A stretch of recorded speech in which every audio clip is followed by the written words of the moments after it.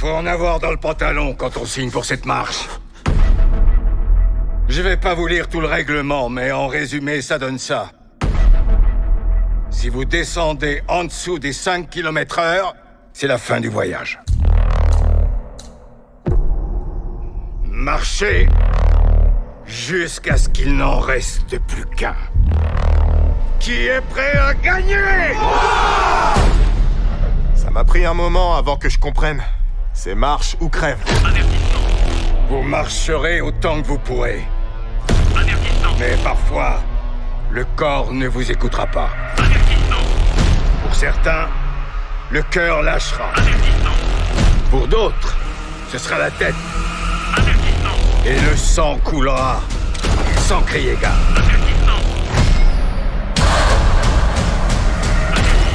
Il n'y aura qu'un seul gagnant.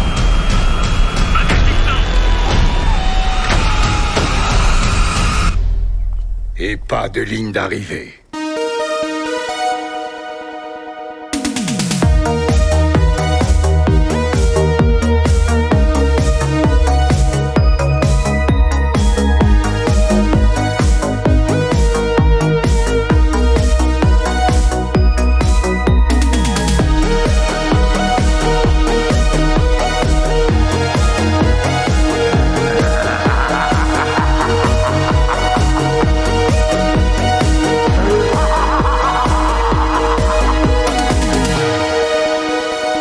Bonjour à tous et à toutes et bienvenue dans ce nouvel épisode de Jumpscare, votre podcast hebdomadaire sur le cinéma horrifique.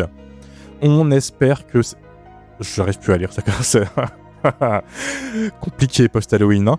On espère qu'Halloween s'est bien passé de votre côté et que tous les épisodes qu'on vous a sortis pendant le mois d'octobre vous ont plu. On en a encore quelques-uns en stock avant la fin de la saison du podcast qui arrive dans quelques semaines. Saison qui se terminera par l'habituel FAQ/bilan de l'année du podcast, juste avant que toute l'équipe parte hiberner. Parce que Dieu sait qu'on a carburé ces derniers temps entre les gros épisodes et les interviews. Juste avant de partir en vacances, sachez que toute l'équipe sera à Nantes le 22 novembre prochain pour un événement horrifique co-organisé entre Jumpscare et l'association culturelle DYPE, un événement évidemment nommé DYPScare, qui prendra place toute l'après-midi et le début de soirée dans la grande salle polyvalente de Pollen, rue des Olivettes à Nantes, et où vous pourrez retrouver plusieurs films projetés tout le long de la journée, comme Grave Encounters, Deadstream, et en début de soirée, Scream, évidemment. Des animations avec des cadeaux à gagner, quelques stands avec du merch, des affiches, des bouquins, avec de quoi boire et manger au passage sur place. Enfin bref, je mets toutes les informations dans la description de l'épisode. Le prix de l'entrée est totalement libre, donc n'hésitez pas à venir nous faire coucou, car on sera normalement tous là, normalement. Je vous regarde, Oui. mais Oui. L'avenir est en marche. Les Lyonnais qui débarquent à Nantes, à la Micaline, ça va être sympa. Aujourd'hui, on est parti pour parler d'un film sorti il y a 1 mois et quelques sur nos écrans. L'adaptation d'un des livres les plus connus de Stephen King, qui aura mis des années à voir le jour après que plusieurs cinéastes aient tenté en vain de l'adapter. On retrouve entre autres parmi eux Georges Romero, Frank Darabont ou encore André Øvredal. Au final, c'est Francis Lawrence, pas de chance, le réal de Hunger Games, qui aura comme très dur devoir d'adapter Marche ou crève, alias The Long Walk. Selon la légende, Marche ou crève, c'est le tout premier roman que Stephen King ait terminé à la toute fin du lycée, vers les années 66-67, mais il n'arrivera pas à le faire publier avant 79 sous son célèbre pseudonyme Richard Bachman. The Long Walk se déroule dans une Amérique dystopique dirigée par le commandant, figure militaire mystérieuse qui organise chaque année la Longue Marche, un événement dans lequel 100 jeunes garçons s'élancent dans une marche sans fin à travers les États-Unis. La règle est simple, ne jamais s'arrêter sous peine d'être abattu. C'est dans ce contexte que nous rencontrons notre protagoniste, un certain Ray Garati, qui servira de témoin pour le lecteur de toutes les horreurs à venir dans le roman, et Dieu sait qu'il y en a beaucoup, parce que Marche ou crève est réputé pour être un des romans les plus durs de Stephen King. Pas de surnaturel, pas de vampires, pas de voitures vivantes, pas de clowns tueurs ou de tortues transdimensionnelles, juste 100 adolescents confrontés à la très très dure fragilité du corps humain et à leur mort imminente. Bonne ambiance. Le film reprend le concept quasiment à la lettre. On parlera des modifications plus tard dans le podcast, mais grossièrement, c'est la même histoire qu'on va spoiler évidemment. Donc si ça vous dérange, il est temps de couper ce podcast et d'aller soit voir le voir le film ou voir le livre. Romain, c'est compliqué ce soir. Et de lire le livre, car on peut pas débattre de tout ça sans parler de certains événements clés du film. Et évidemment, on va parler de la fin du film, qui est différente de celle du bouquin. Sont présents aujourd'hui pour marcher au crevé comme jamais Mathieu de la chaîne YouTube Le Coin du Bis. Salut, je m'inquiète un peu là. Tu peux faire une pause? Je fais un AVC. Je fais un AVC en live. Mylène, directrice du festival de slasher Stabaton. Salut. Lily, rédactrice pour le blog du cinéma. Salut. Amélie, programmatrice au festival de cinéma On vous ment. Bonsoir. Et moi-même, Romain, votre hôte, qui va commencer par vous demander ici à main levée qui avait déjà lu le livre avant d'aller voir le film. Il y en a qu'un qui ne lève pas la main. On va commencer par lui. On va commencer par quelqu'un qui n'a pas lu le livre, puisque du coup, tu n'es pas influencé par sa lecture. Marche ou crève, Mathieu. Qu'est-ce que t'en penses? Alors, c'est pas forcément un désintérêt de ma part, parce que c'est un bouquin que je voulais lire depuis très longtemps et j'ai pas réussi à le faire. Mais par contre, comme tu l'as dit tout à l'heure, c'est un bouquin qui a été écrit fin des années 60, possiblement 66 et 67. Et c'est un bouquin dont l'allégorie est quand même assez facile à deviner. On était en plein pendant la guerre du Vietnam, donc aussi en plein pendant la contre-culture. Et à partir de ce moment-là, les États-Unis, ils ont toujours été très forts pour critiquer leur propre actualité et en fait tout ce qui n'allait pas dans leur pays. Et donc cette période-là, encore une fois, c'était propice à ça. Il y avait notamment le nouvel Hollywood qui allait arriver à partir de 1967 et pas mal de films qui étaient déjà basés sur ce principe de on va filmer une poignée de gens et les faire marcher, les faire courir, les faire aller d'un point A à un point B. Et s'ils s'arrêtent, c'est pas bon signe pour eux. C'est soit en fait ils vont perdre quelque chose, soit ils vont perdre potentiellement la vie, quoi. En 1969, on a un film de Sidney Pollack qui s'appelle On achève bien les chevaux, qui est un film culte, un film relativement connu en tout cas pour les fans de Nouvelle Hollywood, qui en fait se base sur des espèces de marathons de danse qui avaient lieu durant la Grande Dépression dans les années 30. C'est un film qui est toujours très efficace aujourd'hui quand on le regarde 50 ans plus tard. On a après un film où je vais un petit peu revenir un petit peu plus en détail dessus tout à l'heure, un film qui s'appelle Punishment Park, réalisé par Peter Watkins. Totalement. Qui me fait beaucoup penser à Marche ou crève, et du coup j'aurais été très curieux de savoir en fait les rapports qui peuvent y avoir entre le bouquin de Stephen King, donc il a écrit avant Punishment Park, qui date de 71, et Punishment Park, film réalisé par Peter Watkins, donc un réalisateur très important qui est décédé il y a quelques jours, il y a 90 ans. Un petit peu plus tard, on a Rollerball, donc le film original. On a dans les années 80 Running Man, donc encore une fois adapté d'un roman de Stephen King, même si là c'est un petit peu plus compliqué parce que à la base c'est effectivement le roman de Stephen King, mais c'est surtout une adaptation non officielle d'un film français qui s'appelle Le Prix du danger, un film de Yves Boisset qui sort en 1983. C'est excellent. Voilà, qui est très très bon aussi. Mais bref, tout ça pour dire que les Américains, en fait, c'est pas la première fois avec Marche ou crève en 2025 qui raconte ce type d'histoire où en fait une poignée de gens va se retrouver à devoir effectuer une épreuve et on se retrouve dans un truc en mode Battle Royale avant l'heure. C'est-à-dire que fondamentalement, au bout du truc, il ne peut en rester qu'un. Et rien à voir avec Highlander, mais voilà, c'est ce genre d'épreuve où quand tu t'inscris, tu sais déjà que t'as pas le droit à l'erreur. C'est si tu te rates, en fait, c'est terminé, quoi. Et en fait, c'est très séduisant sur le papier parce que avoir un auteur comme Stephen King qui en plus écrit ça dans ses jeunes années, avoir cette maturité alors qu'il était relativement jeune et avoir cet écrivain renommé, reconnu, tout ce que tu veux, qui s'attaque en fait à ce sujet-là, qui est une espèce encore une fois de battle royale avant l'heure, quoi. Moi j'étais méga chaud, quoi. Le problème, c'est que, comme tu l'as dit, c'est réalisé par Francis Lawrence. Et Francis Lawrence, c'est sur le papier quelqu'un qui est presque trop évident pour réaliser ce genre de truc. C'est quelqu'un qui sur le papier est presque trop évident pour réaliser ce genre de truc. C'est quelqu'un qui vient du clip à la base, qui a réalisé beaucoup de clips dans les années 2000 pour des personnes assez célèbres dans cette période-là. Mais si on regarde un petit peu sa filmographie, c'est quelqu'un qui a toujours un petit peu les mêmes thématiques qui reviennent, qui encore une fois sont cohérentes avec ce film-là. On a d'une part en fait la thématique de la personne écrasée par un truc contre laquelle elle ne peut rien. Par exemple, le cancer de Keanu Reeves dans Constantine, la solitude du personnage de Will Smith dans Je suis une légende, donc, le fait qu'il se retrouve tout seul. C'est vrai que c'est lui qui l'a réalisé, ça, j'oubliais. Ouais. Et oui. Oui. Ouais. On a ça, et on a aussi le thème de la révolte qui gronde en fait derrière ce thème-là, avec un personnage qui va chercher justement à dépasser ce stade et essayer d'obtenir une vie un peu mieux, quoi. Voilà. Et c'est ce qu'on a notamment dans Hunger Games, dont il a réalisé plusieurs épisodes.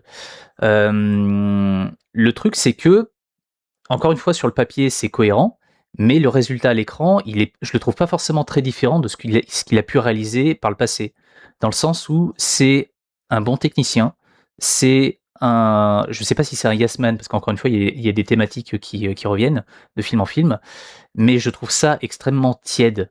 Alors, comme tu l'as dit tout à l'heure, Romain, je n'ai pas lu le bouquin, donc je peux pas me baser sur quelque chose que je connaissais déjà en amont. Là, c'est juste un ressenti sur le film et uniquement sur le film. Mais de par ce qu'il raconte, de par la thématique qui court dans tout le film, je trouve que le film aurait pu aller beaucoup plus loin. En l'état, j'ai vraiment l'impression de regarder une espèce d'épisode de Walking Dead, mais en plus long. Dans le sens où on sait que des personnages vont mourir, c'est le principe du truc.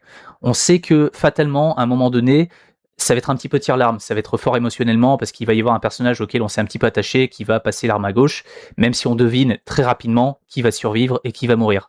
Mais le truc, c'est que tout l'aspect contestataire qui devrait y avoir justement dans ce type de film, et qui y avait précédemment dans les films que j'ai cités, qui dataient donc des années 60 et 70, donc on achève bien les chevaux, surtout Punishment Park, et un petit peu plus tard, dans une moindre mesure, Running Man, Rollerball et tous ces trucs-là, ou même dans les années 2000 avec Battle Royale.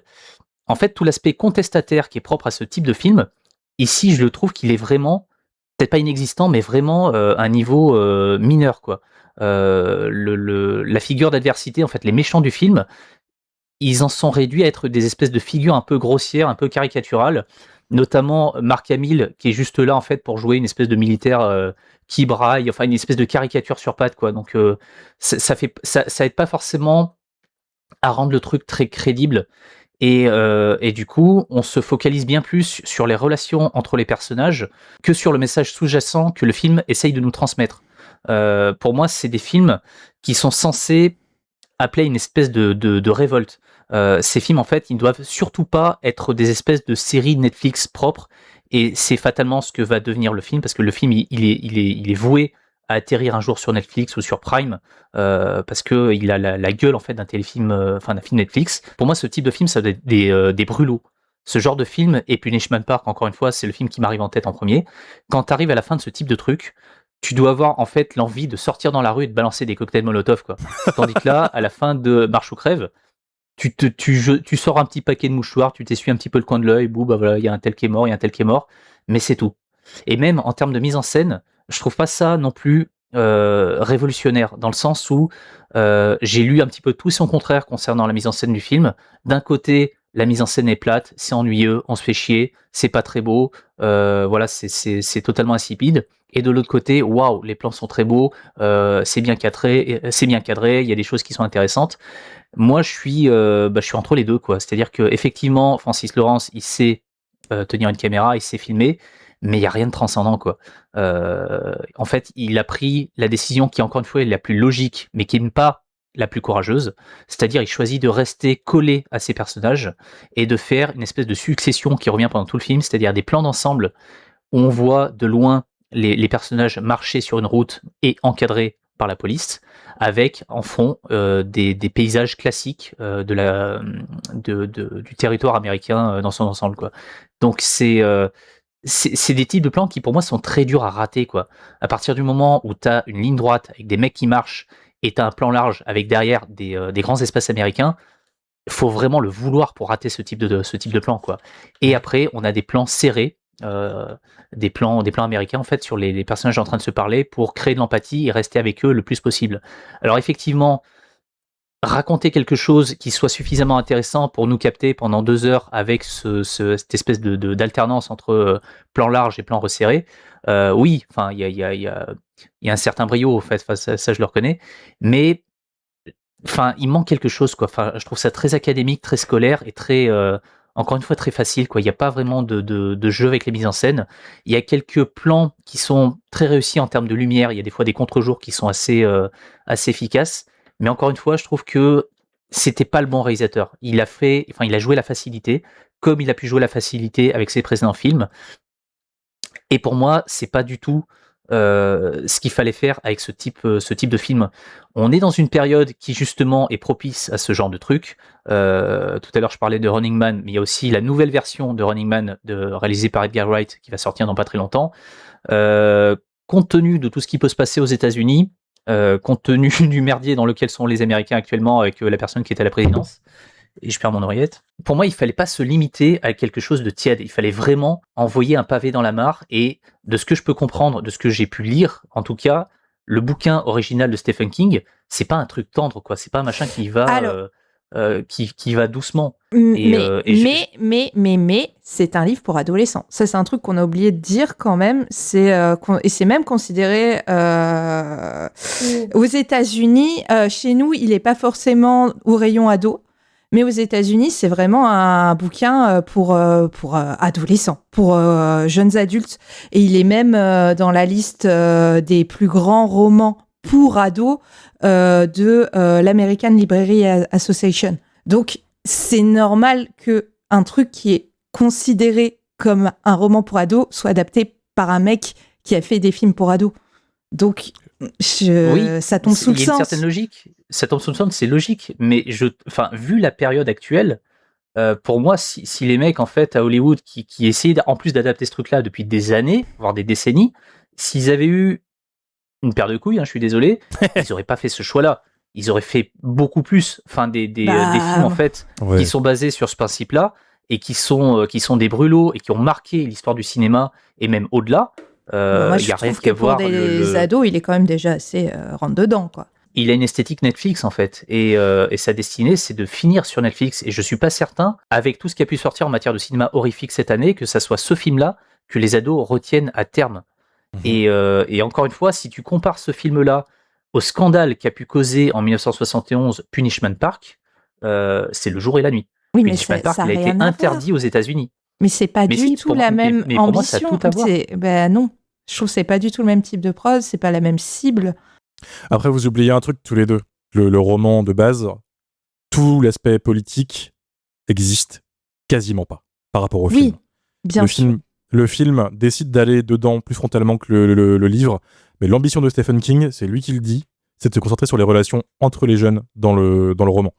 Oui. Le décor politique, il s'en bat les couilles. Même le côté Vietnam, il dit lui-même, c'était inconscient, c'était parce que c'était l'époque, donc forcément quand t'écris sur ton époque, que tu veuilles ou non en fait, consciemment ou inconsciemment, mais c'était pas ce qu'il voulait, vraiment quand il l'a écrit.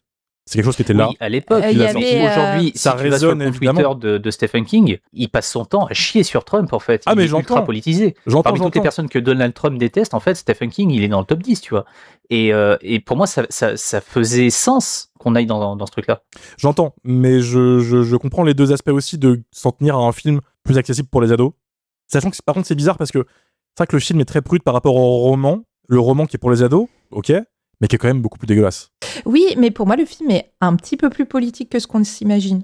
Parce qu'il y a un aspect que King revendique quand même, c'est le côté un peu anticapitaliste et antimilitariste. Même si c'est pas aussi marqué de manière aussi frontale dans le livre.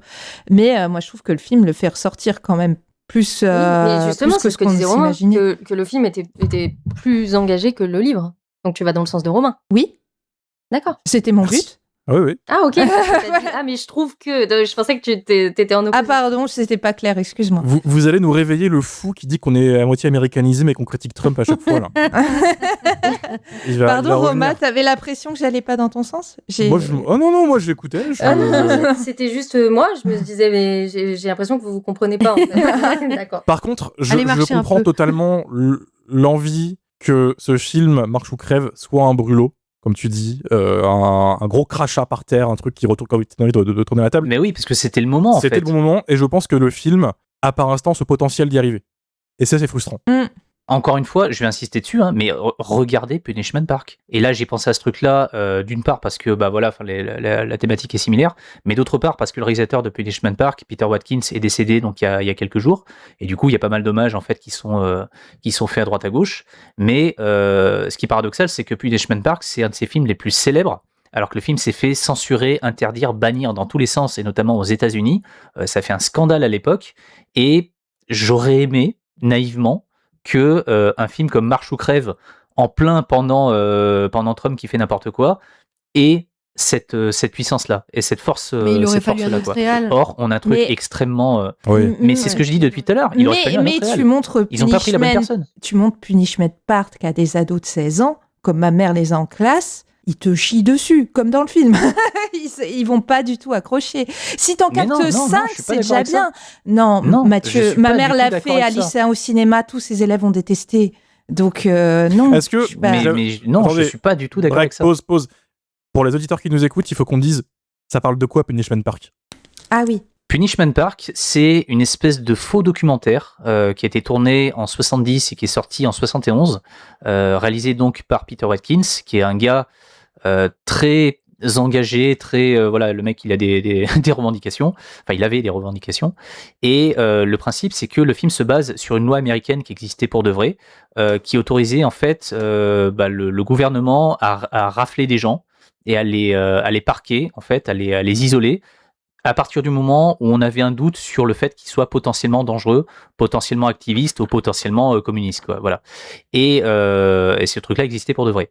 Et donc, Peter Watkins est parti de ce postulat pour dire, voilà, je vais imaginer un film d'anticipation où, en fait, les gens qui vont se faire attraper par cette espèce de milice, c'est pour ça que ça me fait penser à ce qui se passe actuellement aux États-Unis, on va leur donner deux choix. Soit ils prennent 20 ans de tôle, soit on les met dans ce qu'on appelle le Punishment Park, c'est-à-dire que pendant 72 heures, ils vont avoir pour but d'aller attraper une espèce de drapeau en plein milieu du désert américain, mais avec des militaires qui vont les courser et qui vont essayer de les attraper, voire même pire, qui eux seront équipés de jeeps, de machins, d'armes et compagnie.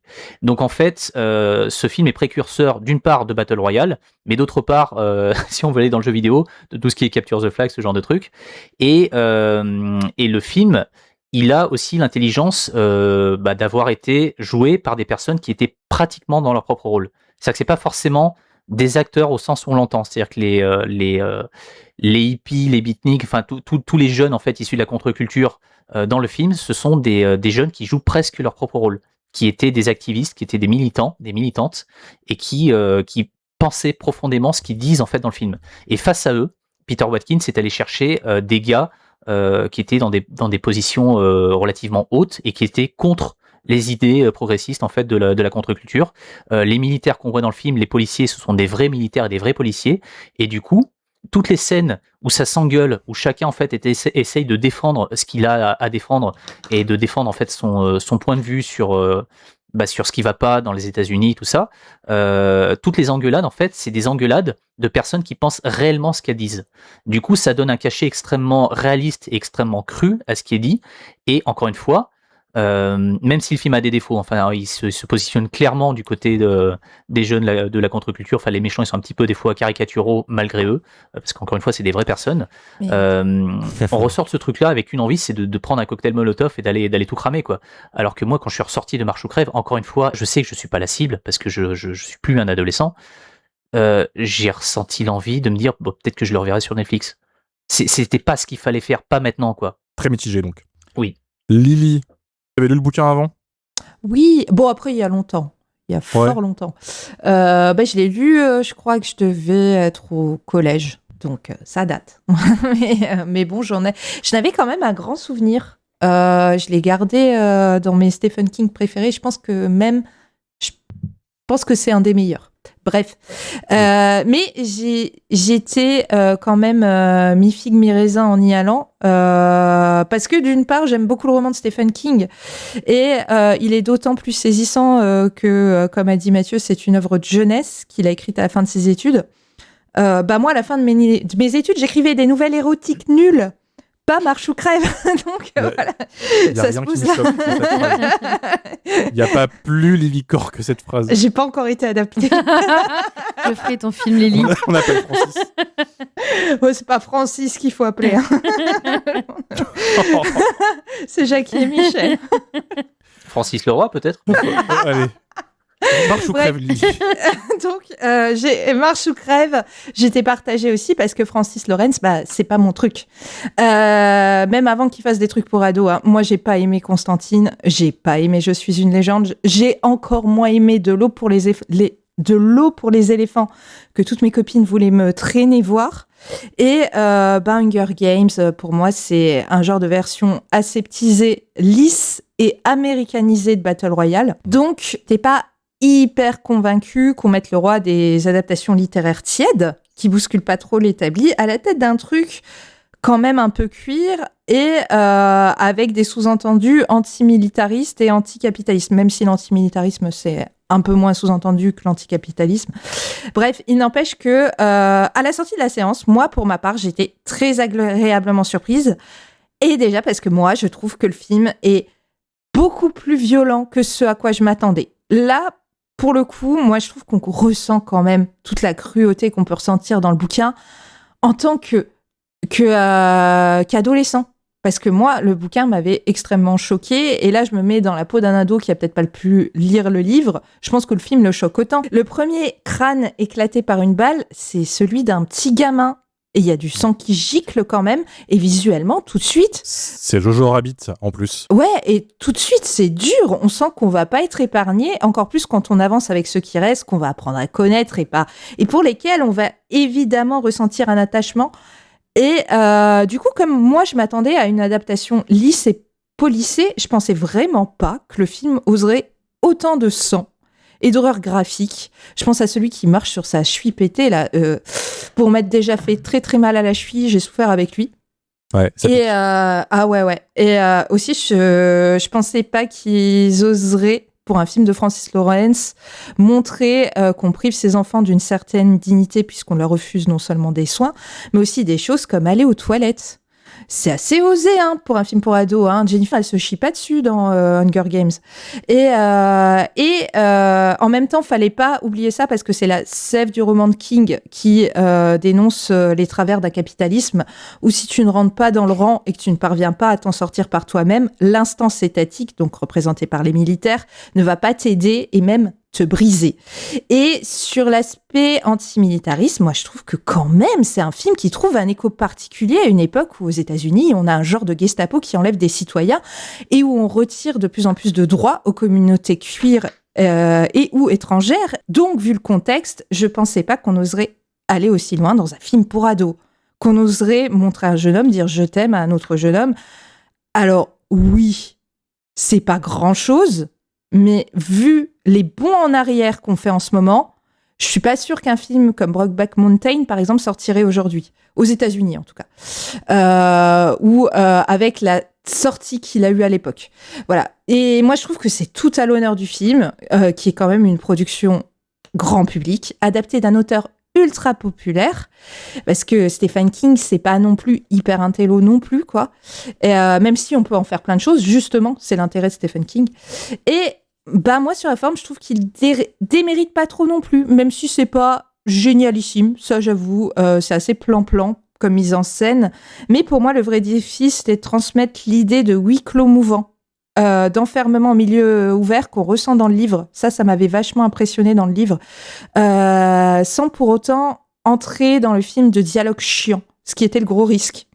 Oui. Et là-dessus, je trouve que ça s'en sort pas si mal, puisqu'on a vraiment cette sensation absurde de suivre des personnes soi-disant volontaires se soumettre à une autorité dans une unité d'espace et de temps où chacun est censé être libre. Encore une fois, métaphore du capitalisme. Et c'est assez bien rendu par cette caméra qui bouge quand même pas mal, même si c'est très simple. Très simple, on va pas bousculer trop les codes de la narration, mais on nous montre des paysages ouverts, mais aussi on va quasiment coller presque très près ces personnages qui marchent sur un ton long, petit pas par petit pas, ce qui va participer à créer la sensation d'enfermement. Donc pour moi, c'est vraiment une bonne surprise, une jolie adaptation de Stephen King, peut-être pas la meilleure, peut-être pas la plus créative. Mais si je devais avoir un petit bémol, là où je rejoins Mathieu, c'est que je trouve que la photo est pas très jolie. C'est un peu gris, terne, désaturé, numérique, moche. C'est pas non plus hyper audacieux dans la mise en scène. Et puis je trouve qu'effectivement c'est un peu cucu tire-larme. Mais il faut pas oublier que Stephen King, c'est un peu cucu tire-larme. Voilà. Donc moi je lui pardonne. Super bonne. Pour les auditeurs et auditrices, j'ai déjà fait ce petit point accent dans le podcast il y a quelques épisodes, il y a un bon moment. Quand Lily dit cuir, elle parle de queer. Parce que, sans aucun jugement pour ton accent, mais des fois, tu te penses au cuir. Et voilà, queer LGBT. Oui. Pour suivre.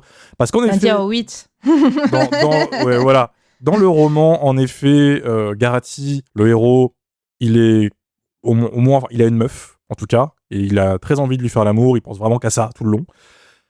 Mais son meilleur ami, dans le livre, McVrise, lui fait un peu du rentre-dedans, de manière plus ou moins subtile, à base de « il y a un monde où je te masturbe bientôt », quoi. J'abuse à peine. Des fois, il dérape totalement, mais tu peux mettre ça sur le côté de « c'est l'amitié hétérosexuelle ». Il n'y a rien de plus clipogay que les hommes entre eux. Dario n'est pas là, mais vous verrez ce qu'il... Enfin bref.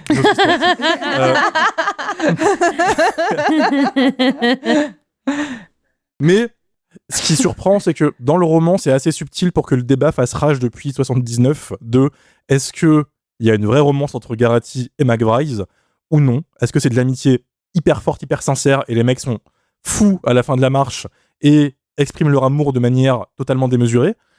Et le film, lui, prend beaucoup plus, en effet, position par rapport à ça, et ça m'a surpris, il le prend même plutôt frontalement. Il y a littéralement un plan des deux mains dessus l'épaule de l'autre qui marche vers un arc-en-ciel. Ce qui est quand même relativement explicite dans ce sens-là. Il y a en effet un moment qui est très drôle, où Garati, qui n'a pas de copine dans le film, qui est célibataire, demande à McVrise s'il a une meuf, et McVrise fait « Non, j'ai pas de meuf ». Et il y a un petit blanc, et Garati réalise ce qui est en train d'être sous-entendu, et il ralentit tellement qu'il se mange un avertissement. Ce qui est quand même relativement révélateur, je pense. Et voilà. Je pense qu'ils étaient à ça de se faire un bisou à la fin. Ah, Mélie, toi, tu as lu le roman pour le podcast. Tu l'avais pas lu avant. Je l'ai pas fini, j'ai pas eu le temps parce qu'il y a eu la Spooky Season. Mais pour revenir sur le côté queer, que j'ai pas noté dans mes notes, mais en fait, effectivement, il y a une sacrée... charge érotique dans le roman, où en fait ils sont tout le temps en train de parler de cul, ils sont tout le temps en train de penser au cul, qui est assez peu présente dans le film, finalement. Oui. C'est beaucoup plus prude. Ouais. Alors que bon, c'est des ados, quoi. Ils ont... Oui. Il y en a même un qui meurt parce qu'il a mal aux couilles dans le roman. Oui, parce qu'il a agressé sexuellement une jeune fille sur le bord de la route. Oui, et il est tellement en érection qu'il a mal et qu'il n'arrive plus à marcher. Voilà. Et du coup, il meurt, c'est dommage. Mérité. Karma. Bien fait. Et du coup, ce que j'ai pensé du film, c'est ça. Exactement. Faut que j'enchaîne après les couilles. C'est un Après, il faut que podcast. j'enchaîne après les couilles. Après les couilles bleues. Transition là. Prends tes couilles à ton cou. Transition. Alors, effectivement, comme on l'a dit, Stephen King enfin en tout cas, ce roman de Stephen King est recommandé par la American Library Association comme étant un des 100 livres qu'il faut lire dans son adolescence. Et sachez qu'actuellement, Stephen King est un des auteurs les plus censurés dans les écoles américaines. C'est la petite ironie du truc. Parce que le film, finalement, je suis assez d'accord et avec Mathieu et avec Lily, c'est qu'il a quelque chose d'un petit peu trop inoffensif, mais pour plusieurs raisons. Et une des raisons, je pense, c'est qu'il arrive en queue de comète d'un mouvement qui était d'une esthétique de ces dernières années, qui était la dystopie pour adolescents. Adapté de romans, donc je pense à Labyrinthe, Hunger Games, Divergente, tout ce que vous voulez, où on a eu comme ça énormément, depuis Battle Royale à peu près, même un peu après Battle Royale, on va dire que ça a lancé, ça a marqué son époque, mais que ensuite, dans les années 2010, on a eu beaucoup de dystopies comme ça pour adolescentes, qui finalement sont des dystopies un petit peu carton-pâte, c'est-à-dire que elles ont beau évoquer on va dire des participants qui sont portés par la promesse d'une vie meilleure, le capitalisme, l'autoritarisme, le fascisme et tout. En fait, ça reste quand même des blockbusters qui ont une esthétique de blockbuster et qui du coup sont un peu enfermés dans leur carcan hollywoodien. On a aussi eu des trucs comme Squid Game, giga gros succès, qui repose un petit peu, qui est un battle royale lui aussi, donc il n'en restera qu'un, avec voilà des participants qui, du fait de leurs difficultés économiques, sont obligés, volontaires ou obligés, voilà, la question se pose, de participer à un jeu qui est en fait, c'est la métaphore de on est tous obligés de participer au capitalisme pour survivre. Enfin voilà. Et du coup, effectivement, j'ai trouvé que le roman était beaucoup plus provocateur, beaucoup plus dégueulasse, et dans ces images graphiques, on va très très loin sur les conséquences de la marche sur le corps. On va beaucoup plus loin dans le langage grossier des adolescents, on va beaucoup plus loin dans l'érotisme, on va beaucoup plus loin dans leur révolte, dans leur colère, et aussi dans le fait, il y a aussi ça, c'est que lire un livre c'est un marathon, regarder un film c'est un sprint. C'est-à-dire que quand on lit un roman, on y revient plusieurs jours de suite, sauf si vous l'avez dévoré dans le train, et du coup on est aussi pris dans cette sorte de répétition et de longueur dans le temps qui nous fait, je trouve, beaucoup plus ressentir les effets de la marche que sur un film d'1 heure et demie. Mais bon, ça, après, ils y sont pour rien, c'est le format. Et il y a autre chose qui rend le film beaucoup moins subversif, c'est qu'aujourd'hui, le Battle Royale est absolument partout. Oui. C'est-à-dire que n'importe quelle télé-réalité est une sorte de Battle Royale, c'est-à-dire qu'on a des personnes qui se battent ou s'éliminent ou se font éliminer pour être le dernier, pour être celui qui va gagner la tunasse et parfois en espérant améliorer drastiquement leur vie. On a aussi bien évidemment, même Fortnite en soi, c'est un Battle Royale, c'est un Battle Royale de jeux vidéo, mais un des jeux vidéo les plus populaires actuellement reste quelque chose où la victoire ne peut se faire qu'au détriment des autres.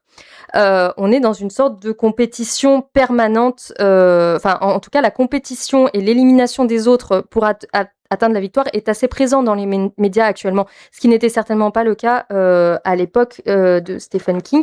Et il y a quelque chose que le film rate profondément, c'est qu'il ne fait qu'évoquer la caméra qui suit les marcheurs. Et ça, je trouve qu'il a vraiment raté son coup là-dessus. Il aurait pu nous faire un truc à la Rollerball, tu vois, un truc avec un vrai discours sur les médias. Dans le livre, on voit qu'il y a des spectateurs tout au long de la marche, où il y en a de plus en plus, il y en a quand ils passent par les villes, il y en a et en fait, à chaque fois, les marcheurs regardent ces spectateurs et ils ont une analyse ils analysent ces personnes qui les regardent, ils les désirent, ils les méprisent, il y a un rapport qui s'établit entre eux et les spectateurs le long de la marche sont eux aussi des personnages qui sont intéressants parce que eux aussi en fait, sont dans une difficulté, une crise économique. Ils sont eux aussi au chômage, ils sont eux aussi dans la merde.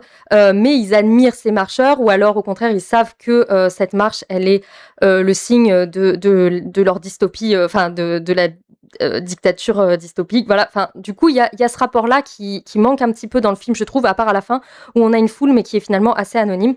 Et ils évoquent le fait que y a une caméra qui suit les marcheurs et que la marche est télévisée. Et ça, en fait, ça n'a aucune incidence sur la suite des événements, alors que, en plus, quand tu as une caméra qui filme sur place, tu peux jouer avec, tu peux te permettre de faire des plans un peu fan footage, tu peux intégrer cette caméra à ton dispositif cinématographique. Là, elle n'est que mentionnée au début, et c'est dommage parce que, encore une fois, on aurait pu réfléchir à quelque chose sur le fait de téléviser des événements violents, sur la société du spectacle, sur le rapport aux médias. Et en plus, dans une époque où on a MrBeast qui met des personnes pauvres dans un défi où ils doivent faire des choses humiliantes ou dangereuses pour être le dernier à gagner la grosse thune, dans une société où on a Kik, je vais pas revenir sur l'affaire Jean-Paul Manoff, mais où on a quand même une violence télévisuelle dans le but de générer de l'argent, même si ça a toujours plus ou moins existé, le fait de se repaître de la violence, voilà. Mais là, on a quelque chose où tout le monde dispose un dispositif chez lui pour mettre en scène la violence et la diffuser. On a par exemple cette tendance sur le TikTok chinois qui s'appelle le Tuanbo, c'est-à-dire on a des jeunes gens qui dansent face caméra jusqu'à épuisement contre des dons et avec des viewers qui éliminent, qui décident qui sera éliminé au fur et à mesure. Donc là, on rejoint, on achève bien les chevaux, quoi. Des gens qui dansent, des jeunes qui, pour gagner de l'argent, dansent presque jusqu'à la mort, quoi. Et je trouve que en fait, cette caméra et ce côté télévisé, il est pas du tout exploité par le film et je trouve que c'est un gros angle mort parce qu'il y aurait pu vraiment avoir quelque chose d'intéressant qui était fait là-dessus. Évidemment, je vais pas revenir sur le côté antimilitariste, anticapitaliste, voilà, mais on a quand même un film où en fait on peut détester le système, mais le système reste en place. Et c'est un peu ce que fait le film, en fait. Il est lui aussi un élément cathartique, un peu comme quand on diffuse Battle Royale, voilà, c'est ça, où en fait, l'événement télévisuel, comme dans Running Man, sert de catharsis à la violence de la société. Et ce film, il sert un peu de catharsis à la violence adolescente, peut-être. Et du coup, ça le rend un peu plus innocent et ça le rend surtout, en fait, il participe. C'est ça, c'est qu'on a beau détester le système, on participe au système. Le système reste en place. Et en fait, il n'y a pas de bonne solution, il n'y a pas d'échappatoire. La seule solution, c'est de tirer dans la tête du commandant. La seule solution, c'est de tuer le jeu. Et malheureusement, ce film, il participe pas vraiment à tuer le jeu. Voilà. Et je tiens à préciser que pour travailler sur cet épisode, j'ai regardé la vidéo de Versus sur Running Man et la vidéo de Autopsie de Squid Game de Bolshevik. Voilà, je cite mes sources. Monté par Le coin du bis. Alors, si vous suivez. Eh oui, le coin du bis. Tout se recoupe. C'est vous. Merci. C'est vous. Cinéma bis. Mais je faisais la pub et toi tu viens pour faire ta pub. C'est incroyable. Place ses potes. Ouais. Non, mais je place mes sources, c'est normal, j'ai révisé avant de venir. Mais tu as totalement raison. Simple question. Du coup, tu as lu le roman récemment. Pour beaucoup de gens, on l'a lu il y a longtemps, donc ça nous a choqué à l'époque, ça reste un truc important pour nous. Mais comme toi, tu l'as lu récemment, t'en as pensé quoi ? Tu l'as aimé ? En fait, oui, je l'ai bien aimé, même si vraiment, moi, je suis pas du tout une grande fan de Stephen King. Il y a beaucoup de choses que j'aime pas chez King. D'ailleurs, dans le même genre, je préfère The Loneliness of the Long Distance Runner de Alan Stilito sur un jeune homme incarcéré qui court, qui fait du marathon. Voilà, beaucoup plus punk que Marche ou crève. Non, j'ai bien aimé en fait, la violence physique de la marche est très bien retranscrite. Et si vous avez déjà fait du sport à outrance, par exemple, vous savez que si vous faites par exemple trop de marathon, trop de danse ou trop de trek, par exemple, on a très très vite mal au tibia. C'est quelque chose, en fait, on peut pas marcher autant de temps. Et je trouve qu'il arrive à nous faire très bien ressentir la douleur physique et la fatigue surtout, l'épuisement mental, parce qu'il n'y a pas que la douleur physique, c'est que ils sont épuisés mentalement et ils se raccrochent à très peu de choses, au cul, hein, à la promesse du cul, à la promesse qu'ils vont s'en sortir et aussi aux garçons qui les entourent. Et c'est vrai que tu as parlé de huis clos ambulants, Lily, et je trouve que c'est plutôt une bonne analogie, enfin une bonne expression. Et moi, ce qui m'a beaucoup plu, c'est les nuits. Bah oui. Chez Stephen King, elles sont vraiment très longues et très compliquées. On sent que la nuit, c'est vraiment une épreuve. C'est le pire. Ouais. Et là, je trouve que, par exemple, le film, vers la fin, très concrètement, il y a un jour et une nuit qui passent en 2 scènes. Oui. Et je trouve que ça enlève de l'intensité à ce qui est en train de se passer. Et c'est un petit peu dommage. Surtout qu'ils les prennent plutôt bien, ces nuits, dans le film comparé au roman. Ouais, ça va. Ils sont quand même frais, quoi, à la fin. Ils marchent pas sur leurs moignons, quoi. McBride, franchement, le 5e jour, il a juste le front un peu en sueur. Il ne boite même pas. Ça, c'est le truc qui m'a un peu saoulé dans le film, c'est qu'ils la prennent plutôt bien, cette randonnée, je trouve. Oui, et sachant qu'on peut pas dormir, on ne peut pas ne pas dormir pendant aussi longtemps aussi. Hein. C'est ça. C'est impossible. Montrez-les un petit peu dormir ou somnoler, ne serait-ce que ça, parce qu'on peut en effet somnoler en marchant. Il le montre dans le film. Oui, avec une fois. Oui, mais en fait, ça reste... Ils se dorment 2 fois dessus, là, les deux compères. Mais McBride, on ne voit jamais dormir. On voit Garrity dort sans arrêt. Mais McBride, il est invincible du début à la fin. Il ne dort pas, il est tout le temps souriant. Attends, c'est lequel ? Parce que je l'ai vu il y a 2 mois. C'est son pote, McBride. C'est celui qui survit. C'est celui qui survit. Ah si, on le voit pas dormir, mais il lui dit... il y a un dialogue où tu comprends qu'il a dormi aussi. Ouais, mais Voilà. Justement, c'est pas très charnel des fois. Oui, ouais. Tu vois, la Oui, je suis fatigue, d'accord. elle est plus dite que montrée, et ça, je trouve que c'est un peu dommage. Alors qu'à côté, il y a des trucs qui sont vachement impressionnants, parce que donc sur le tournage, ils ont vraiment marché des heures et des heures. Pauvres, j'imagine, ouais. Et d'ailleurs, ils expliquent que quand le plan finissait, ils revenaient en arrière pour refaire le plan. Donc, c'était infini, c'était chiant. L'équipe technique aussi, et les figurants et tout le monde, ça devait être un enfer, franchement, ils ont géré. Et ils ont tourné en ordre chronologique le film, et c'est pour ça, par contre, qu'ils maigrissent tout au long du film. Garati, c'est pas con. au début et à la fin, a perdu du poids. Et ça se voit vraiment. Parce qu'il est pas gros, il a juste des petites joues, et il est normal, quoi. Mais à la fin, sa mâchoire, tu la vois beaucoup plus. Donc il y a un petit peu quand même de réel dans tout ça que j'ai trouvé plutôt bien. Oui, parce que sachez que l'exercice cardio le plus efficace, c'est la marche. La marche, voilà, à faible intensité. Il suffit de marcher 40 minutes en continu par jour pour avoir un excellent cardio. C'est vraiment, ça fait travailler tous les muscles, contrairement à la croyance populaire qui s'imagine que ça ne fait travailler que les jambes. Ça fait tout travailler, notamment les abdos. C'était le point aérobique. Regardez le film, allez à la fin, puis au début, puis vous allez voir, il y a vraiment une différence physique assez impressionnante là-dessus. Ils ont vraiment poussé leur corps au maximum, je pense, pour ce genre de production. Qu'est-ce que t'avais dit d'autre à la fin? T'as aimé, du coup, t'as plutôt apprécié le roman?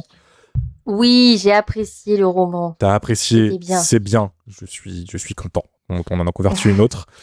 En fait, j'aurais aimé le lire à 14 ans. Ouais, je pense que voilà, late mark, tu vois. Si vous avez des adolescents de 14 ans dans votre entourage, 13-14 ans, voilà, par là, offrez-leur Marche ou Crève. Oui, après, si c'est leur truc. Si c'est leur truc, parce que clairement, une gamine qui aime lire que des romans de fantasy cucu avec des elfes, Grand galop. Allez. Pour elle. Ouais. Voilà. Ou un garçon, il y a des garçons qui aiment ça aussi. Ou en grosse déprime, parce que c'est un roman qui est pas très très joyeux. Voilà. Là où le film conserve une vibe un peu cool par instant et souriante et bonne vibe quand ils sont en mode camaraderie. Le roman du début à la fin, c'est de la dépression écrite, vraiment. Ah ouais, non mais ils ont pas beaucoup... Enfin, au début du film, ils ont un peu d'espoir. Au début du livre, ils sont déjà... ils se raccrochent à des choses, en fait. Oui. Voilà. Dès la première mort, ils sont en mode « Ah oui, tiens, c'est compliqué, en fait. » Ouais. Mylène, de ton côté, toi, je sais que t'es une énorme fan de Stephen King. Ouais, moi, j'avoue, j'ai la peine à être objective parce que Stephen King, c'est l'un de mes auteurs préférés et je suis pas très originale en disant ça, mais il y a des bouquins de lui genre Shining, que j'ai poncé. J'aime énormément Désolation, qui est pas forcément le plus connu. Et Dreamcatcher. Et j'ai lu Alors non, non. J'aime Stephen King, mais même moi, j'ai mes limites. Par contre, j'ai fait effectivement le marathon de voir toutes ces adaptations, toutes celles que j'ai pu trouver, du moins. Et Marche ou Crève, pour le coup, j'ai pas eu le temps de le relire entre-temps, mais je l'ai lu quand j'étais sûrement même âge que Lily dans ces eaux-là. Et j'en avais très peu de souvenirs, à part que c'était la dépression. C'était vraiment le cycle où j'avais fait L'Herbe Bleue, Marianne F, et j'avais fait du coup Marche ou Crève. Christiane, oh putain. Christiane F. Oh. Christiane. Marianne F. Marianne F. Oh, ça s'avère sur Le Pen. Christiane. C'est ça, Christiane F. et Marche ou Crève. Oh mon Dieu, et mon cerveau, c'était un bloubi-boulga, quoi. Et du coup, je suis pas objective. Et forcément, quand il y a une adaptation de King, même si je sais qu'il y a 90% de chances que ça soit de la merde, j'y vais quand même. Parce que c'est ça, King, en général. Je sais pas si ça vient de ces romans qui sont difficilement adaptables et du fait que j'ai énormément d'œillères et qui sont pas tous parfaits. Mais c'est rare que j'ai des adaptations de King qui m'aient plu. Notamment parce que je trouve que c'est hyper compliqué d'avoir la même notion du temps dans les adaptations de King que dans ses bouquins. Ça, c'est un truc qui se retrouve à chaque fois où j'ai l'impression que, en fait, si ça passe pas en 4 heures, c'est pas possible de l'adapter, alors que finalement, Flanagan l'a très bien fait dans les derniers films, en des formats qui font pas non plus 5 heures, quoi. Mais en tout cas, voilà, j'ai toujours un petit peu peur, et Marche ou Crève, c'est vrai que je l'ai vu un petit peu après vous, parce que j'avais peur d'être déçue. Et là-dessus, je vis une situation qui est un peu similaire à La Part des Ténèbres. Je sais pas si vous avez lu ce bouquin. Excellent bouquin. Ou vu le film, ouais. mais... Marlène et Mylène sont pas d'accord, en fait. On n'est pas sur le même le même diapason. En vrai, quand j'ai vu le film, bon alors, je trouve que visuellement, il est effectivement pas très beau. Il a vraiment cette patte film pour ados. Enfin, moi, je déteste toute cette vibe Hunger Games. Je les ai jamais finis.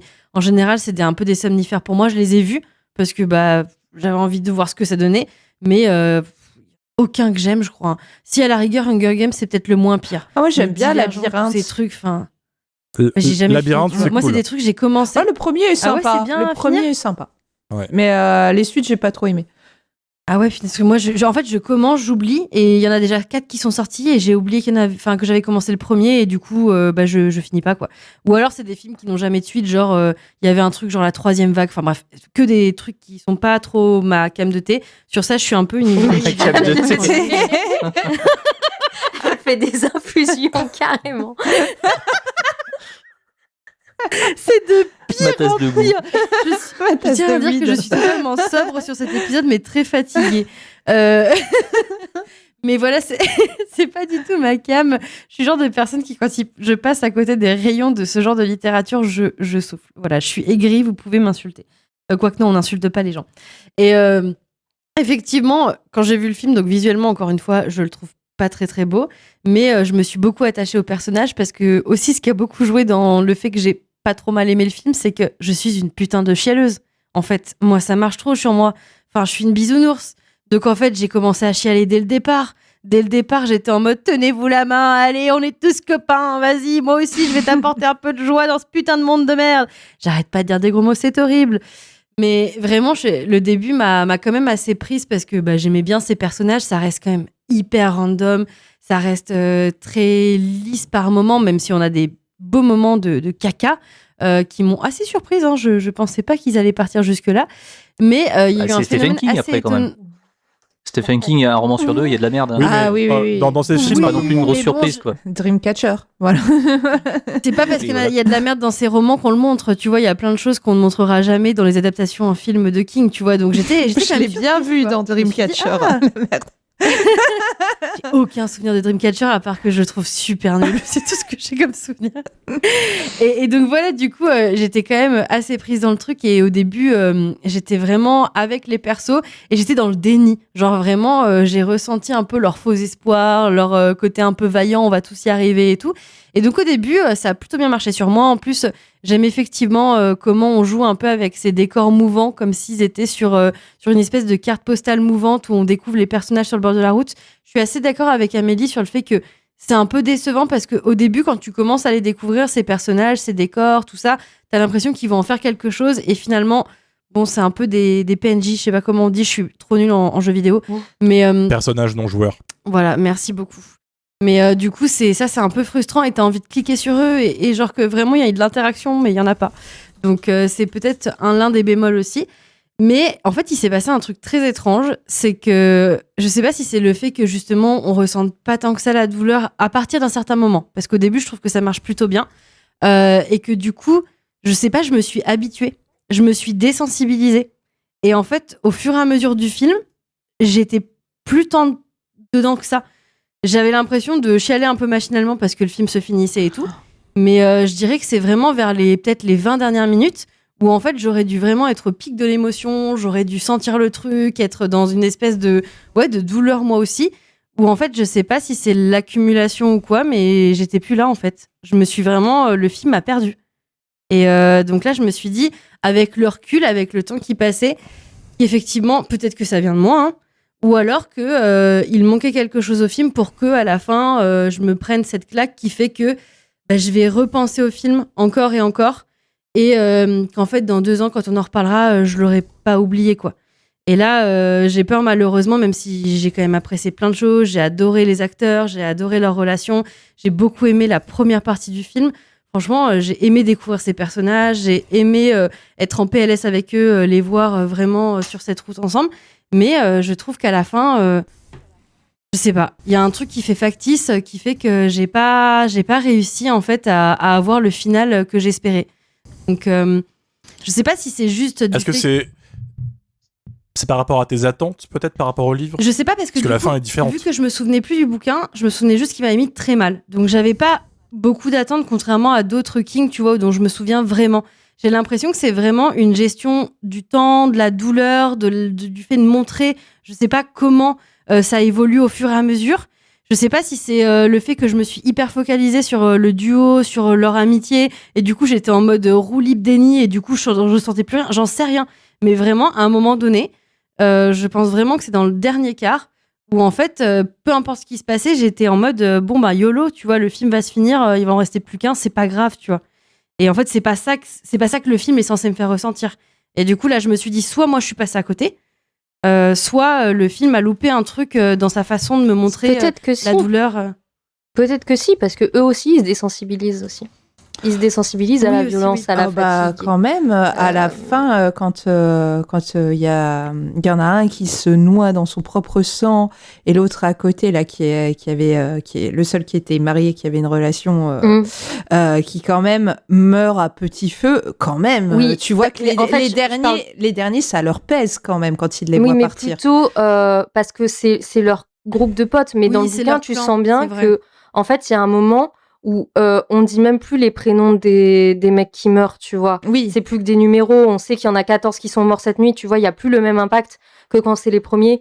Et peut-être que t'as ça aussi, en fait. Tu te désensibilises à la violence en fait, de ce qu'ils sont en train de vivre. En tant que spectateur, tu veux dire? Oui. Ouais, mais t'as raison, c'est peut-être ça, le fait qu'au début, t'es vraiment ce truc-là où t'as envie de capter l'essence de chaque personnage et de savoir qui va aller le plus loin possible. Et à un moment, tu comprends qu'en fait, il y a un point de non-retour, même si tu le sais dès le départ. Et peut-être qu'effectivement, je me suis dit, et puis, tu sais très bien qu'il va être comme ça vers la fin du film. Enfin, tu le sais. Donc, en fait, il n'y a pas trop de questionnement. Et peut-être que ces persos, même si tu aimes apprendre à les connaître, en fait, tu t'en fous un peu, quoi. Ou alors, un peu des dommages collatéraux. Peut-être juste parce que on n'est plus des adolescents. Aussi, je sais pas comment j'aurais pu. Mais moi, j'ai peut-être une âme d'adolescent parce que moi, je vous avoue que les dernières morts, pour moi, c'était des clous dans mon cercueil, quoi. Moi, je suis sortie du film, j'étais désespérée. Mais vraiment, ça m'a laissé un truc de... j'ai même... Alors, je crois que j'ai encore le message que j'ai envoyé à mon copain. Je lui ai envoyé... je suis vraiment pas bien. Le film, il m'a laissé trop mal. Enfin, voilà, vraiment. Mais peut-être que du coup...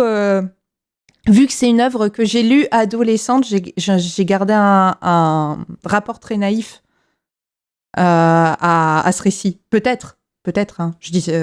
Non. Il y a 2-3 séquences à la fin qui sont quand même vraiment dures. Hein. La mort de Art Baker, qui est celui qui se noie dans son propre sang, dur, je trouve terrible. Elle est très tire-larme dans sa construction, etc. C'est vraiment le discours du mec en train de mourir, portez-moi, continue, etc. Mais l'acteur qui joue Art Baker est tellement fort sur ce plan que moi, ça m'a choqué. Mais sur ça, pour moi, ça vient... Pardon. Même celui qui est pas très sympa, qu'on découvre qu'en fait, c'est le fils du commandant. Même lui, il m'a fait mal au cœur. Hein. Vraiment. Bah oui, mais c'est tous des victimes, même les connards, même Markovitch qui est l'antagoniste du lot, qui est un vrai petit connard un peu psychotique qui n'arrive pas à s'intégrer et qui du coup devient un énorme con. Il a des bons côtés, il te le montre. Beaucoup moins dans le bouquin d'ailleurs. À un moment, il sous-entend qu'il sait lui-même qu'il a du mal à se faire des amis et il se radoucit, mais il redevient un méchant. Dans le film, il est beaucoup plus calme. Tu le vois quand il y en a un qui se rend compte en fait la connerie qu'il a fait et qui veut arrêter et tout, parce que t'as l'impression presque qu'on leur a pas dit les règles pour certains au début et tout. Et c'est peut-être là où moi ça m'a plus fait mal au cœur. C'est ce moment-là où il y en a certains qui prennent conscience que c'est bien réel et qui se sont engagés dans quelque chose qui va vraiment les mener jusqu'à leur mort. Je pense que moi c'est le point de conscience où là vraiment j'étais hyper mal. Mais après, il y avait beau avoir tous les trucs du bon élève pour me faire chialer, et pourtant vraiment je chiale tellement devant les films. C'est pour ça que je regarde pas trop de drames, parce que sinon je vais plus pisser. Mais là il y a vraiment toutes ces morts qui devaient me mettre trop mal à la fin. Finalement bien sûr dans le final où il y a vraiment ce truc de qui va laisser sa place à l'autre par amour et tout, ce sacrifice, il y a eu un petit moment, tu vois, où j'étais prise dedans. Mais je sais pas, je pense que il m'a manqué quelque chose dans la narration. Il m'a manqué quelque chose à un moment donné. Et alors qu'au début... T'as pas mis le doigt dessus pour l'instant. Non, je l'ai pas mis. Peut-être qu'il faudrait que je le revoie, tu vois, que je relise le bouquin entre-temps, que je prenne un peu de... En fait, ça va être quitte ou double. C'est soit je vais le relire et je vais me rendre compte qu'en fait, je suis passée à côté de quelque chose, ou je sais pas, et tu vois, me recaler bien pour le voir. Soit en fait, je vais plutôt partir du côté de Mathieu en mode... peut-être pas autant, mais en mode je suis un peu frustrée, j'aime vraiment pas la DA de ce film et finalement je vais l'oublier. Par contre, pour moi, c'est pas un mauvais film. Mais j'ai très peur, effectivement, que dans quelques temps, ça soit un film que j'ai consommé, que j'ai apprécié, mais que je vais oublier. Ah, mais moi, de mon côté, très clairement, j'ai pas dit que c'était un mauvais film, hein. Je me suis pas ennuyé devant. C'est juste que, par rapport aux attentes que j'avais, le film se situe très en dessous et se situe là où je redoutais, en fait. C'est-à-dire exactement au même niveau que les précédents films de ce réalisateur, c'est-à-dire tiède. Voilà. Moi, je voulais un brûlot, j'ai eu un truc tiède. Et toi, Romain? Alors, Marche ou crève. J'avais des attentes beaucoup trop grandes pour ce film, puisque c'est mon roman préféré C'est un de tes livres préférés. de tous les temps, très très très très très haut. Découvert tardivement au premier confinement, Ah ouais. où je me suis dit, ça va pas trop autour de nous. Ce qu'on va faire, c'est qu'on va lire un bon bouquin. On va s'évader un peu. Autant vous dire que le truc, je l'ai bouffé en 2 jours, mais je m'en suis sorti avec une crise existentielle un peu badante. Ah, tu m'étonnes. Mais Moi, je m'étais fait Contagion, moi. Très bon plan aussi. ouais, mais c'est un peu cathartique. Toi, tu cherches à voir le truc et tout, ça fait du bien. Et Marche ou crève est devenu le roman que je lis quand ça va pas, au final. Ah, waouh. C'est cathartique, vraiment. Non, parce qu'il est très triste et je crois que ça me purge, tu vois. J'y vais en mode, ça va pas. Là, je sais que le truc va mettre Il y a tellement mal pire. que ça va me purger de toutes mes émotions. Et hop, après, ça ira mieux. J'ai lu 3 fois cette année. Bref, Oh, le non. film. Oh, bébou. Le film, l'annonce du truc me faisait peur dans le sens où je me disais, ah putain, enfin un film sur Marche ou crève, parce qu'on est à la 1000e adaptation de Cimetière et toutes ces conneries là, alors que Marche ou crève, pour moi, ça me paraissait à la fois très compliqué à adapter, mais aussi c'est pas le plus compliqué à filmer. Non.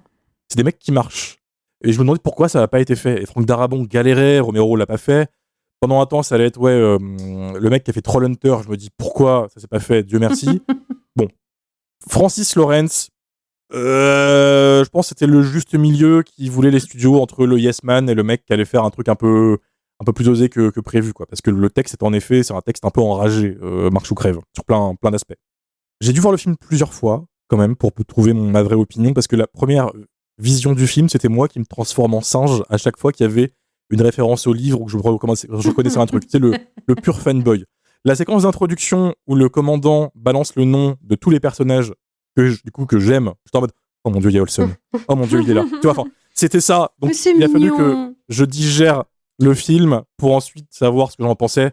Bon, je trouve que c'est un très bon film. Je suis content que cette adaptation soit aussi solide, malgré quelques soucis. Je trouve que la viande, elle est très bien cuite, mais il manque quand même quelques épices. C'est-à-dire que je trouve sincèrement que Francis Lawrence n'aime pas faire du cinéma. Parce que ce gars ne sait faire que 3 types de plans, comme Mathieu l'a très bien dit, c'est-à-dire un plan moyen, un plan large et un plan légèrement rapproché sur un effet gore qui va durer 1 seconde. Parce que le film, il est très très pudique au final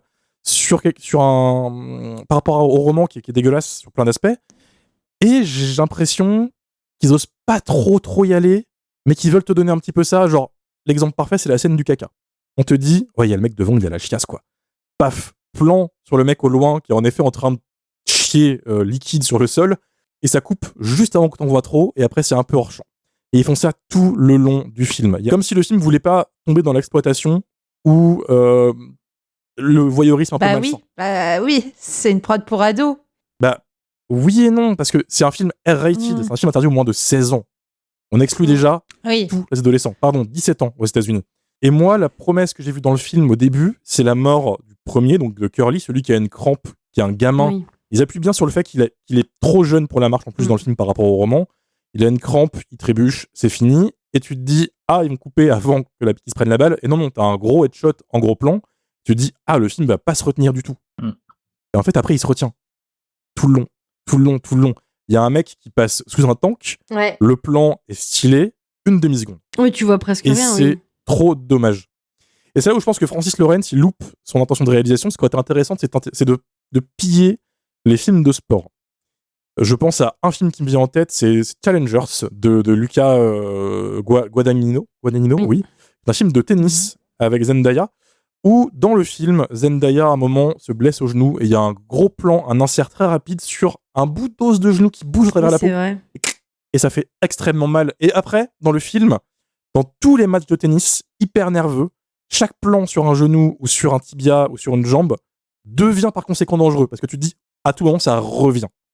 Et c'est ça qui manque à ce film, c'est faites-les souffrir un peu. Même travailler sur le sound design, tu vois, il y aurait eu des vrais trucs à faire avec le son.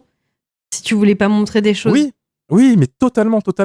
Et au final, il ose jamais montrer tout ça et ça me frustre. Il y a un moment qui est génial où Harkness, t'aperçois que le mec marche depuis 7 heures sur son tibia qui est démonté. Ah oui.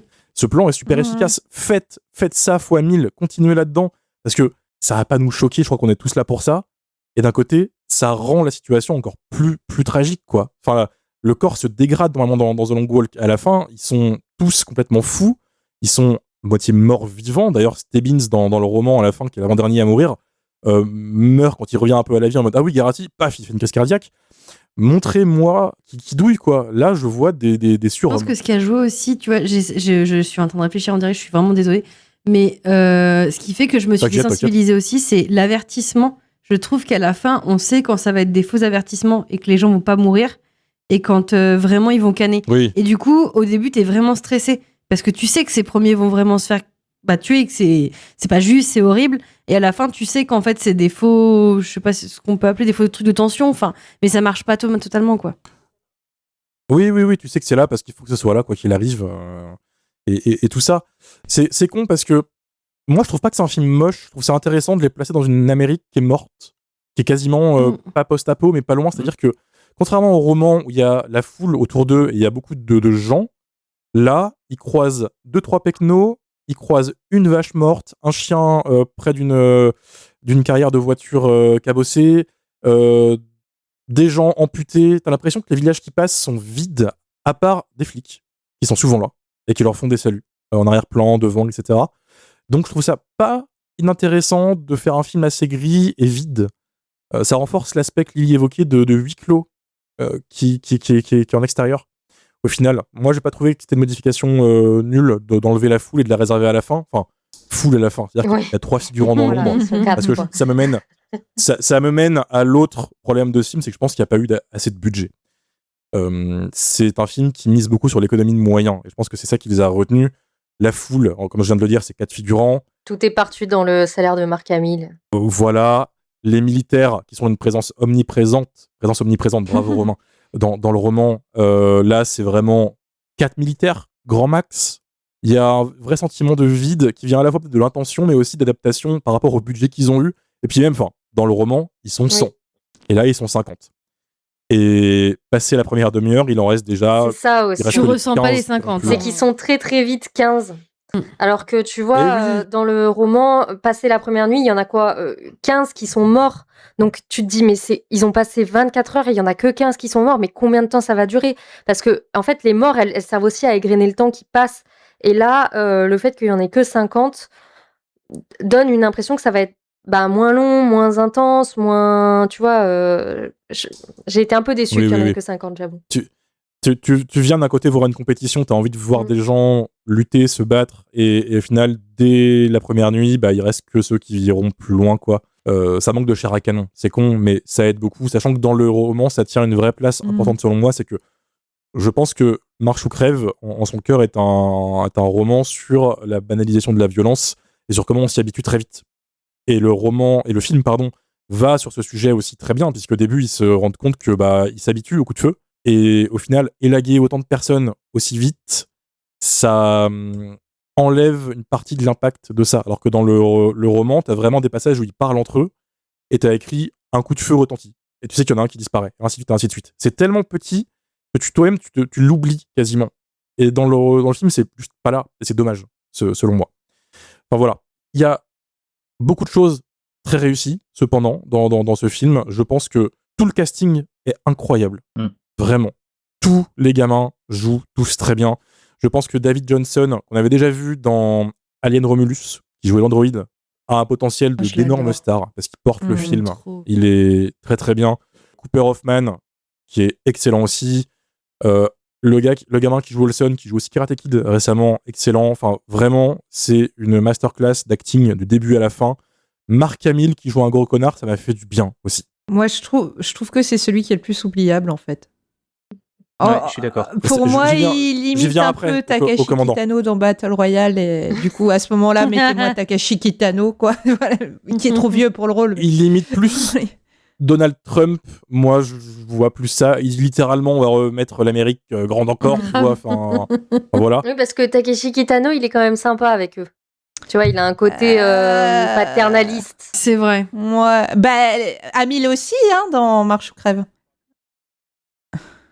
Ah non, Mark Hamill, il fait un truc, il dit vous avez tous des grosses couilles, secouez-les. Ah, quand En fait, il est trop même. caricatural Parce que pour être pris vraiment au sérieux, quoi. Je pense que le personnage aurait été plus intéressant et aurait été plus impactant dans ses horreurs s'il avait été un petit peu plus subtil et moins bourrin, moins frontal, quoi. Là, j'ai l'impression, enfin, j'ai presque l'impression qu'il provient d'un autre film. Crève, quoi. hein.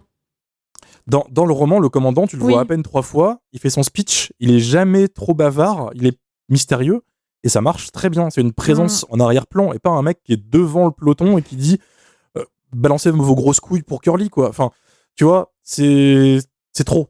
C'est too much, et c'est dommage. Même si, voir Luke Skywalker parler de grosses couilles, j'ai trouvé ça un peu marrant. Je trouve que c'est une bonne inversion de Mark Hamill. Cependant, je trouve que c'est un film qui, en 1h45, s'en sort vraiment très très bien. Ça se regarde super bien, c'est bien rythmé, c'est bien joué, je trouve ça bien filmé.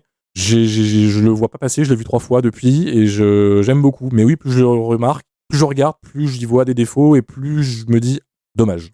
Sachant que il y a énormément de séquences coupées qu'on voit dans les bandes annonces qui me laissent penser que la production a ordonné une coupe pour raccourcir le film. Parce qu'1h45, c'est pas beaucoup. C'est vrai qu'1h45, ça fait pas beaucoup pour du King. Hein. Ça fait pour un roman au final qui est assez long en plus. Enfin, pas assez long, il fait 300 et quelques pages, mais qui est consistant, quoi. On peut voir dans le premier trailer un personnage qui est quasiment entièrement coupé du film, qui s'appelle Zuck, qui est un des garçons dans le film qui devait s'écorcher le genou et marcher sur ce genou pendant un bon moment et se vider. On peut même voir dans le making-of du film l'effet spécial et le mec marcher sur ce genou. Et c'était très bien fait et très gore. Et c'est pas dans le film et c'est dommage. Et visiblement, il meurt à un moment. Il passe sur un barrage plein d'eau. Dans le film, c'est 2 plans alors qu'il avait l'air d'avoir une séquence.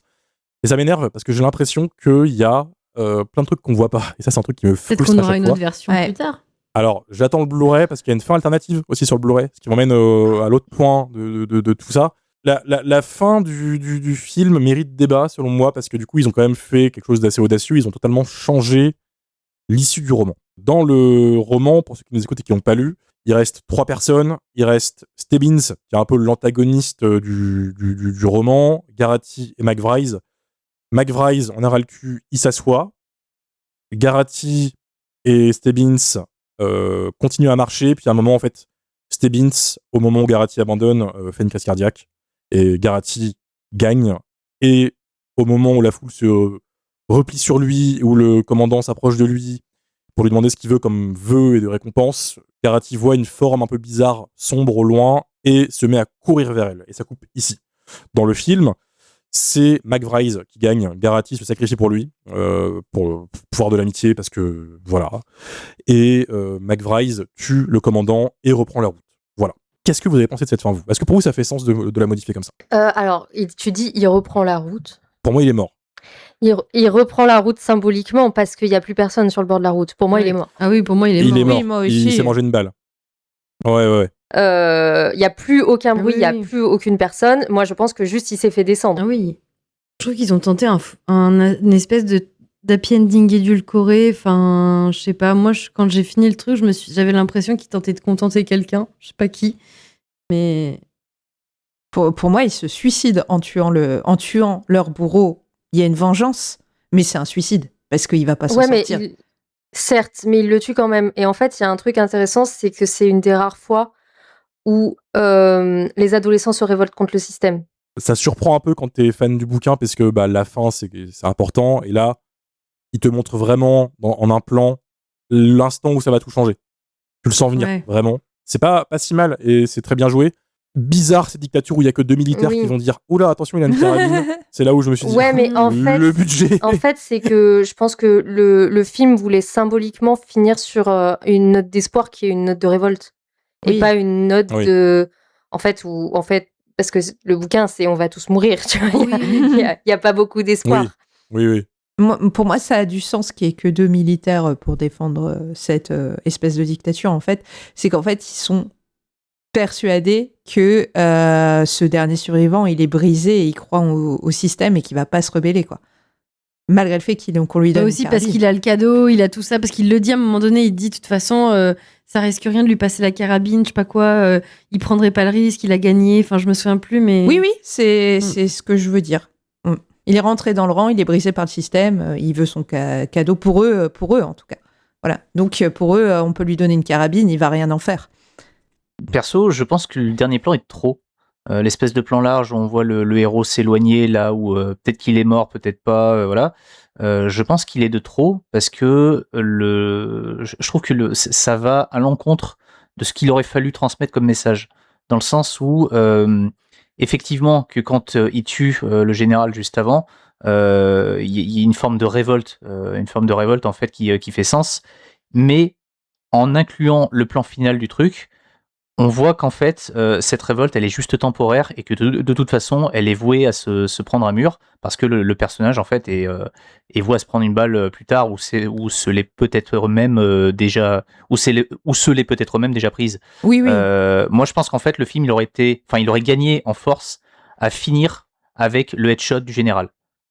Parce que, si tu compares, par exemple, à Battle Royale, les derniers plans du film, c'est un appel à prendre les armes et à démarrer une révolution, tu vois. Tandis que là, le dernier plan du film, c'est un gars qui, voilà, j'ai tué le gars, maintenant je vais mourir, boum, fini, générique, tu vois. Mais c'est pour ça que je le prends comme un suicide. Voilà. Ouais, mais je trouve il y a un côté, tout ça pour ça, quoi. T'as raison, en soi, parce que dans les projections test du film, j'ai digué un peu, le général disait, ça sert à rien de me tuer, il y en aura un autre qui va prendre ma place. Et ça, ils l'ont coupé. D'ailleurs, apparemment, il n'y avait pas le très kitsch, ça c'est pour Ray. Voilà. J'irais plus loin que toi, moi j'aurais carrément fini le film au moment où McBride se dit donnez-moi une carabine. Ouais. Parce que le message il est passé. Moi je suis d'accord. Il n'y avait pas besoin exactement. de donner trop de choses. Mais pour moi, c'est le fait que, en fait, on sait que de toute façon, il ne survivra pas à son geste de révolte. Pour moi, c'est quand ça dit quand même quelque chose. Ça dit que tu peux te rebeller, mais en fait, il n'y a pas d'espoir. Voilà. Pour moi, c'est quand même un message quand même assez négatif, mais il existe. Enfin, je sais pas si vous comprenez ce que je veux dire. C'est pour ça que moi, je suis sortie du film vraiment désespérée. Parce que je me suis dit, en fait, il est mort et il n'y a pas d'espoir. Ces gamins, ils ont beau se rebeller, ça ne changera jamais. Il y aura toujours une instance pour les diriger et les briser. Oui, je comprends. C'est juste que, à titre personnel, vu le contexte actuel, on va pas revenir dessus, j'aurais aimé que le film se termine un petit peu différemment. Ne pas finir par un truc ultra dépressif qui te dit clairement qu'en fait, quoi que tu fasses, en fait, rien ne changera, mais que au contraire, on peut changer les choses, quoi. Non, mais je voulais juste dire que oui, c'est peut-être la fin que t'aurais aimé, mais c'est quelque part fidèle au bouquin de King, qui dit un peu la même chose. Il dit qu'en fait, il n'y a pas d'espoir. Voilà, c'est ça que je voulais... Ouais, ça reste raccord. Ce qui m'emmène à la fin alternative du film. À l'heure actuelle, on l'a pas officiellement. J'ai dû diguer dans encore des témoignages de gens qui ont vu le film à l'époque avec les projections test, et techniquement, ce sera cette fin sur le Blu-ray. Je peux me tromper. Ça peut être autre chose. Mais pas mal de gens indiquent qu'à l'époque, la fin qu'ils avaient vue était quasiment la même. Ouais. McBride gagne. Donc c'est pas la fin du bouquin. C'est pas Garati qui gagne. Et au moment où il tire sur le commandant, il se retourne et il voit la vieille dame en noir qui était sur le porche de l'église au début du film. Ah. Et cette vieille dame apparemment apparaissait à plusieurs reprises dans la foule ou dans les gens qui regardent les marcheurs. C'est littéralement la mort personnifiée. Peut-être un peu trop on the nose, tu vois, en mode ouh là là, c'est la mort, etc. Voilà, c'est ça apparemment. Ok. Oui. Je suis un peu déçu, j'aurais bien aimé qu'ils aient quand même tenté d'adapter la vraie fin, mais voilà. Mais encore une fois, même cette histoire de personnage qui incarne la mort, quelque part, c'est aussi une fidélité au roman de Stephen King. Ah bah oui. Voilà. Ah oui, parce que la mort est plus ou moins là à la fin. On sait pas si c'est la mort, mais c'est quand même sous-entendu Oui. que la fin, elle apparaît, tout ça. Enfin bref. Moi, j'ai toujours pensé que c'était une faucheuse, quoi. On va beaucoup trop loin pour un roman qui, au final, est juste l'histoire de deux mecs qui refusent de se faire un bisou pendant 5 jours. Ça fait marcher. Tu as raison. Et je pense que ça fait 1h30 de podcast. Je propose qu'on s'arrête là, sauf si vous avez quelque chose à rajouter sur Marche ou Crève avant qu'on se quitte. Une chose, regardez Punishment Park. Ah, il me fatigue. Oui. Mais ça n'a rien à voir. C'est très bien. Non, très bonne initiative, Punishment Park. Et si vous aimez les films de Death Game, comme on dit, un film d'Yves Boisset, Le Prix du danger. Oui, Le Prix du très danger. Jeune, Ouais. C'est Gérard Lanvin. C'est Gérard Lanvin dedans. Oui. Qui est tout jeune. Ouais. Qui se fait pourchasser dans Paris, un Paris des années 70, par des mecs qui le traquent. C'est un peu un running man avant l'heure. D'ailleurs, je crois qu'il y a eu des soucis de plagiat ou de conneries du genre, je me souviens plus. Oui. Ouais. Avec Stephen King. Donc voilà. C'est super sympa. Même si c'est vieillot, je vous rassure, ça vaut vraiment le coup. On va se laisser là. On se dit à la semaine prochaine avec un film qu'on n'a pas encore décidé, donc faut nous suivre sur les réseaux sociaux. James Carcast sur Blue Sky, Twitter et Instagram. Voilà, d'ici vendredi prochain, portez-vous bien. Des bisous. Salut.